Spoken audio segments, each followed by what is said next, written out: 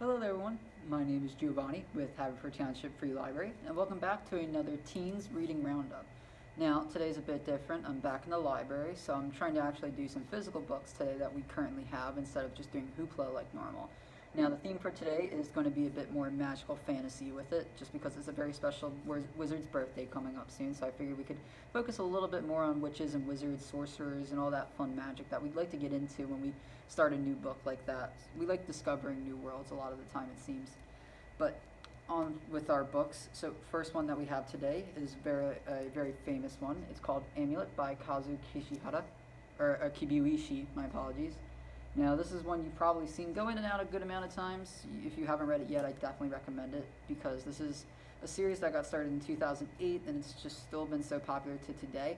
It's all about a brother and sister named Emily and Nabin who one day after a tragic family accident moved to a new old ancestral house of theirs. Upon living there, they find out that there's a bunch of mysterious things going on and that creatures are slowly escaping from the basement for some reason. Upon discovering that, they go to the basement and find there's a whole different world, a portal to a whole different place in their house like that, finding out that their great-great-grandfather somehow is related to all this as well. So there's a bit of mystery, a bit of discovery to this one, so if you're interested in that, I definitely recommend picking it up. Now, the next one we have is just a regular book. Actually, no, it's not all graphic novels today. We have The Mistwick School of Musicraft. Now, this was made by Jessica Corey, and this is fairly good so far, just from the little bit that I've read of it. I actually like how it's moving the story along. This is all about our girl Amelia, who is slowly discovering herself and getting interested into the magical world of instruments and music. See, what this one is about the fact that instruments can cause magic all around you, and this is the school that people would go to when they're honing their craft. This is where you would see a lot more professionals go. So upon trying to audition for the school, she messes up, but luckily enough, the school gives her a second chance. So as she slowly gets integrated into the school, she finds out there's a lot more troubles than what it seems, dealing with teachers, bad roommates, and overall just some trouble mysteriously brewing on the school campus. But I definitely think you'd like this if you like to see a bit of character development, seeing them learn along the way and slowly figure out who they are themselves. Because that's what I like, at least, seeing characters kind of grow and figure out what they want to do with themselves. Now, the next graphic novel we have is one called Wimrar Noir. Now, this one, if I remember, is Vera Greentea and Diana Bogach. I really love this one based off of the art alone, just because the shadowing is very amazing, the characters pop out at you, and they use color in very subtle ways, but it just makes it pop out so much more over the page when they do it that way. This is a story about our guy Bucky here. He is well, we won't say regular guy. His dad's the sheriff of the town that they live in.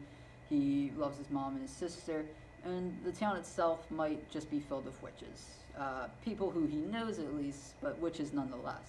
So upon soon his sister is kidnapped one day, and he takes it upon himself to go and try and find out what exactly happened to her, because his sister most likely was taken because of the magical power she has as a witch that she's still developing. Along the way, he gets his best friend Chamomile to help him out, trying to discover what's been happening, not alone with just his sister, but what's been happening with the town itself and all the secrets that people seem to be hiding from them. Now, I definitely recommend this graphic novel if you're just interested into a little bit of mystery, but you also really like to see different styles of art, because this one, it's just so hard to describe without actually showing it, but that means you guys are going to have to try and pick this one up if you really want to know what I mean. Now, the last one that we have is one that I haven't read myself, but I've actually been interested in just a little bit of it. This is called A Dangerous Magic, and then this was written by Donald Huan. So this is a story all about another 15-year-old just like Bucky here.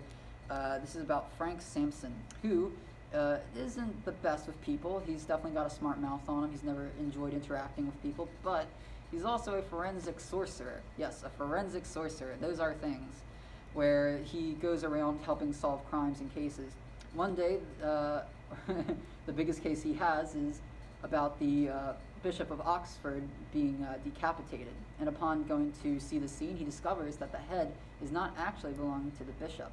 So there's a whole new level of conspiracy and discovery that he has to go through to find out what's truly happened with this murder case.